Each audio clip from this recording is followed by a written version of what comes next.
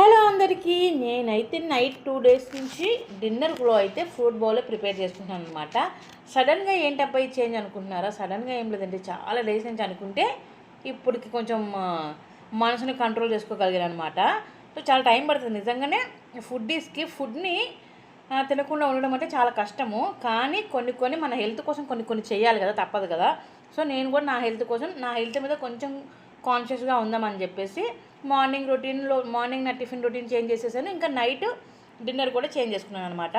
డిన్నర్లో మాత్రం only fruit బౌలే తీసుకుంటున్నాను.